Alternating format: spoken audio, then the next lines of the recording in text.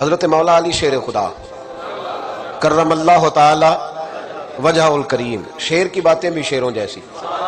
حضرت علی کی جو حدیثیں ہیں نا، آپ یقین کریں ان کا حسن بھی کچھ نرالا ہی ہے. باب مدینہ العلم کے دروازے ہیں نا تو کمال کرتے. حضرت علی کہتے ہیں نبی پاک صلی اللہ علیہ وسلم نہ نہیں کرتے تھے.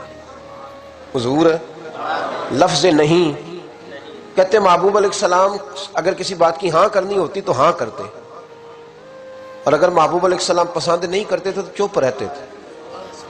نہیں کرتے تھے.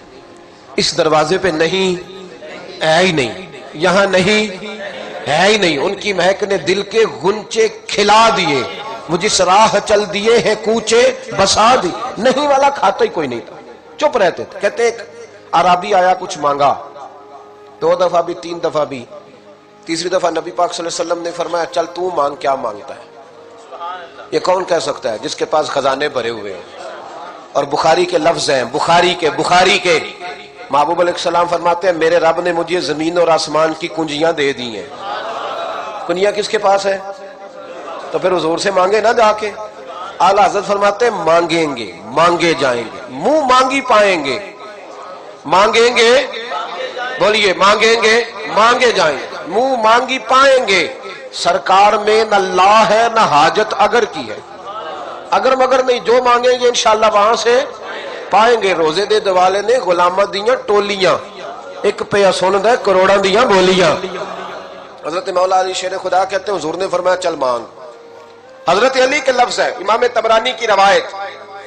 یہ مولا علی کا عقیدہ عرض کر رہا ہوں، شیر خدا کا عقیدہ.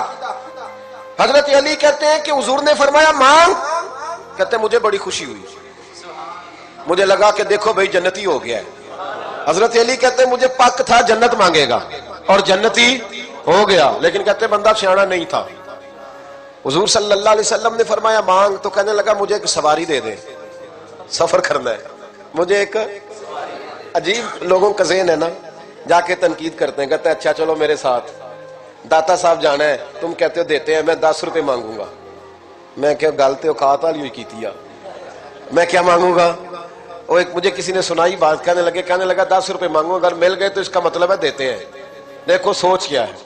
تو جا کے 10 دفعہ کہا 10 روپے چاہیے 10 روپے چاہیے 10 روپے چاہیے. کوئی شے نہ ملی. واپس آ گیا، باہر نکلا، اب حال خراب ہو گیا ہے، کوئی سمجھ نہیں آتی کدھر جائے. ایک اور بندہ گزر رہا تھا وہاں سے، وہ بھی ایسا ہی تھا. اب یہ تنقید کر رہا ہے، تنقید کرتے کرتے کہہ رہا دیکھو جی تو کہتا تھا ملتا ہے، یہ تو کچھ بھی نہیں دیتا. تو وہ تنقید کرنے والا پاس سے گزرا، اور اس نے نہ گزرتے کہا اس نے کیا دینا ہے، معاذ اللہ میں دیتا ہوں، ایسے ہی تجھے لے آیا، یہ کو نہیں ملنا. اس نے 10 روپے دیے. وہ جو پیار والا تھا نا، اس کا بھی اپنا ہی پیار تھا. وہ داتا صاحب کی طرف منہ کر کے کہنے لگا داتا تیری بھی کیا آتا ہے، منکروں کو منکروں سے ہی جواب دلا دیا ہے، جو کسی کو نہیں دے سکتے انہی سے تو نے دلوا دیے. سوچ اپنی اپنی ہے نا صاحب، اپنی اپنی سوچ. اللہ جانتا ہے، ہم تو تنقید کے قائل ہی نہیں. لیکن جو کہتے ہیں نا داتا صاحب نہیں دیتے، تو کبھی چاہ کے داتا صاحب کی سیڑھیاں چڑھ تو صحیح. وہاں ہزاروں بھوکے جنہیں کہیں روٹی نہیں ملتی میرے داتا کے دروازے پہ کھاتے. کیا کہہ گئے حضرت اجمیر، اور ان لفظوں میں کیا حسن ہے. خواجہ اجمیری کے جملوں کو پذیرائی ملی، کہنے لگے گنج بخشے فیض عالم.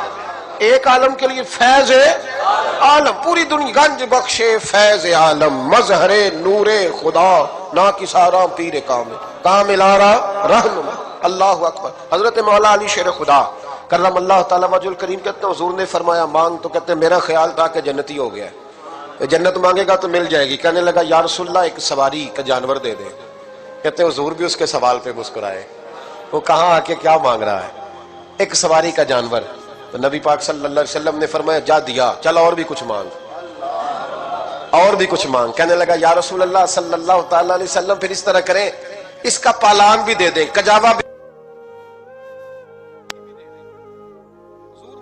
وہ ساری چیزیں بھی دے دیں. تو نبی پاک صلی اللہ علیہ وسلم پھر مسکرائے، فرمایا چل وہ بھی تجھے دی.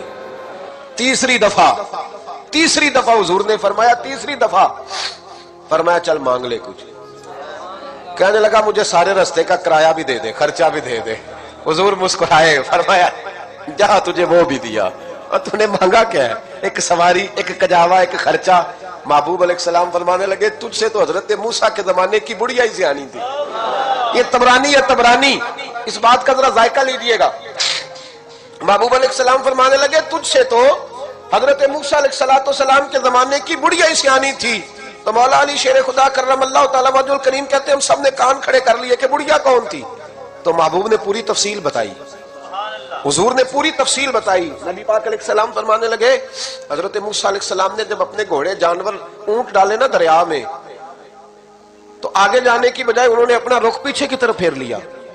घोड़े वापस पलटने लगे, आप बार बार उधर ले जाते घोड़े पलटते। हजरत मूसा अलैहिस्सलाम अर्ज करने लगे इलाही माजरा क्या है, ये मुझे मामूर मिनल्लाह लगते हैं, ये माजरा क्या है। तो रब करीम ने फरमाया मूसा जिस दरिया से गुजर रहे हो ना, एक रवायत में बीच एक में दाएं बाएं, यहाँ हजरत यूसुफ अलैहिस्सलाम की कब्र भी है, तो उस कब्र को खोदो, ताबूत निकालो, हजरत यूसुफ अलैहिस्सलाम की मैयत मुबारक को भी साथ ले लो, जस्द अक़दस को साथ ले लो।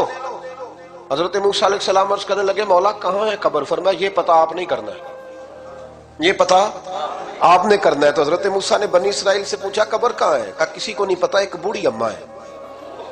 लोग कहते हैं कब्रों वालों के पास है कुछ नहीं, तो ये अल्लाह किस तरफ भेज रहा है, ये रब करीम की रजा किधर है।